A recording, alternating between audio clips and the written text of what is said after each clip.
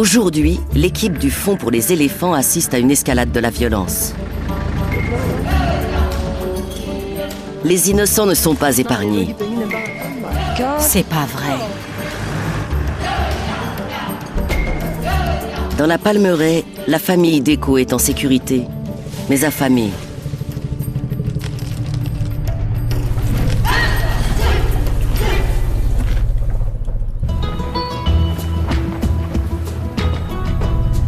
Voici Echo, une vieille dame qui vit dans le sud du Kenya.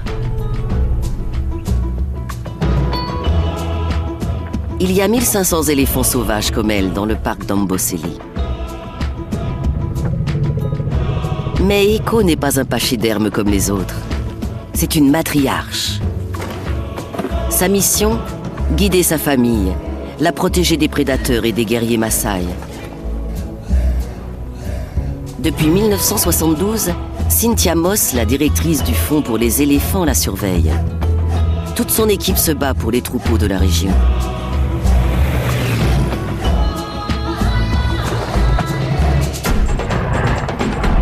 À chaque instant, Echo veille sur les siens pour éviter les drames et les conflits avec les hommes.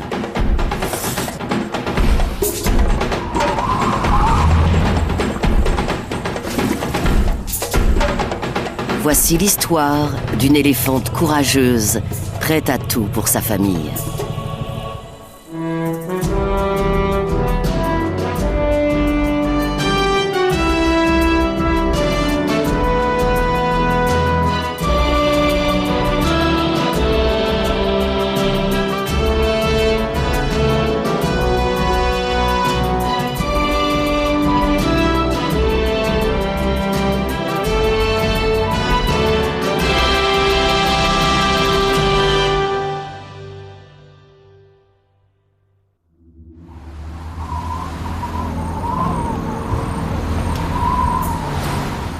Dans les plaines d'Amboseli, les pluies ont plus de 2 mois de retard.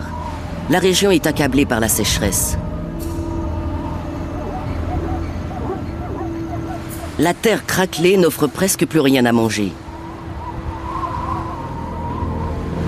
Les éléphants hument l'air dans l'espoir de sentir l'odeur de la pluie. En vain.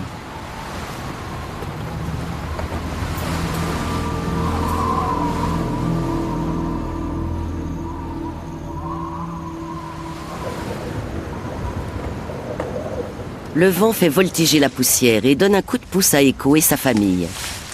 Il a brisé une branche d'acacia jusqu'alors inaccessible.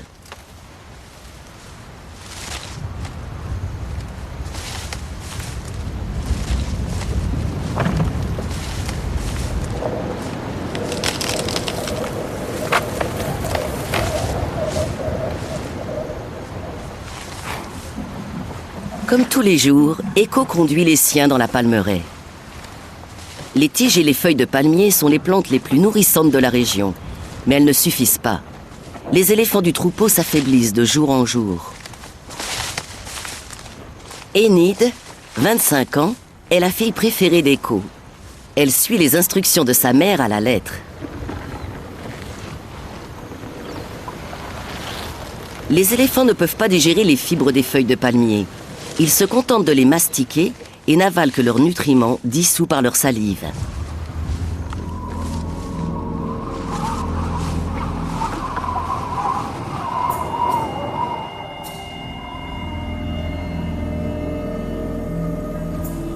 À cause de la sécheresse, les éléphants sont en conflit avec les hommes. Les jeunes mâles sont particulièrement en danger. Celui-ci l'a appris à ses dépens. Il a reçu une balle dans la patte. Il s'appelle Pran et vit seul dans la plaine. Aujourd'hui, il boite tant bien que mal jusqu'à l'eau. Comme il a chaud, il s'asperge en prenant de l'eau cachée dans une poche située dans sa gorge. Mais c'est une solution de courte durée.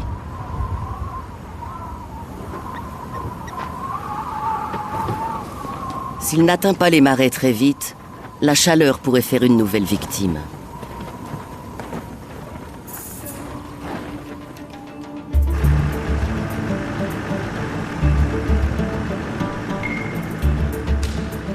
Dans tout le parc d'Amboseli, les tragédies se multiplient. Katito et Nora sont sans cesse appelés pour des incidents entre les éléphants et la population locale. Aujourd'hui, il y a une victime dans chaque camp. Le sergent Kassaïné du service kényan de la vie sauvage a dû abattre un éléphant qui venait de piétiner à mort un fermier. Katito doit identifier l'animal.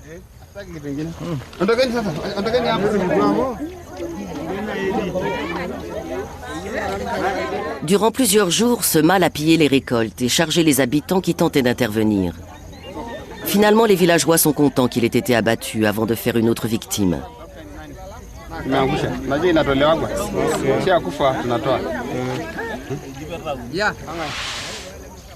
C'est Scoop Ir.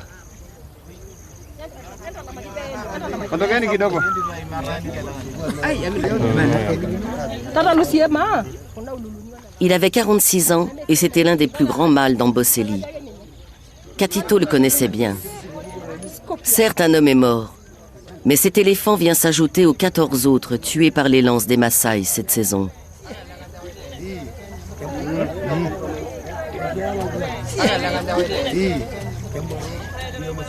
La vie des éléphants est perturbée par le développement de l'agriculture dans la région. Si la sécheresse ne prend pas fin bientôt, d'autres innocents mourront des deux côtés. Les autorités et le Fonds pour les éléphants doivent trouver une solution.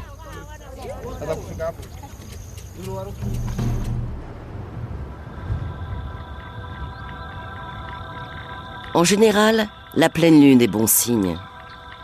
Elle annonce un changement de temps.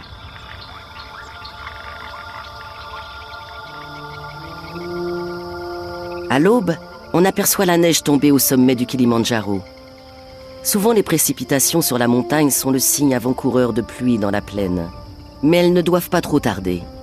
La famille Deko ne tiendra plus très longtemps.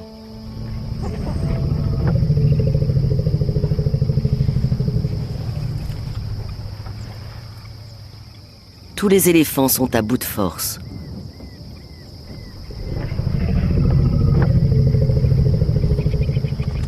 Ils se déplacent le moins possible pour économiser leur énergie.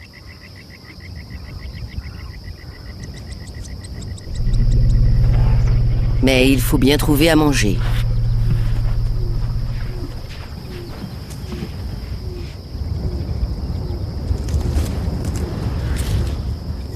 C'est dans les moments de crise que la matriarche joue un rôle décisif. Malgré ses 63 ans, c'est elle qui donne aux autres l'énergie nécessaire pour continuer.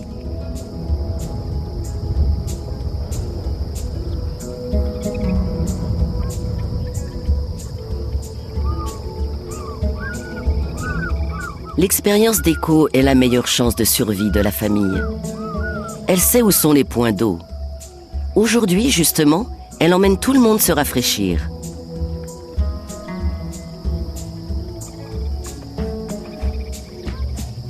Comme Amboseli est parcouru de sources souterraines, il y a toujours de l'eau quelque part.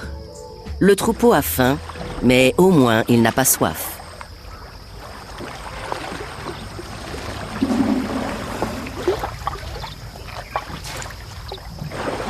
La matriarche tient sa famille à distance des conflits. Partout, des mâles adultes prennent des risques et la situation est explosive.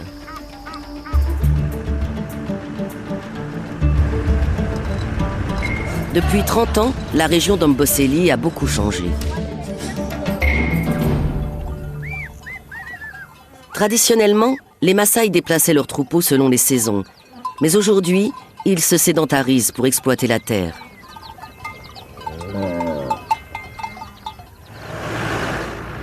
Les zones cultivées coupent les routes que les éléphants empruntent depuis des millénaires.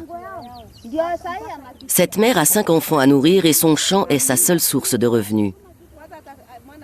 Elle dit que ses plantations ont été dévastées par des éléphants.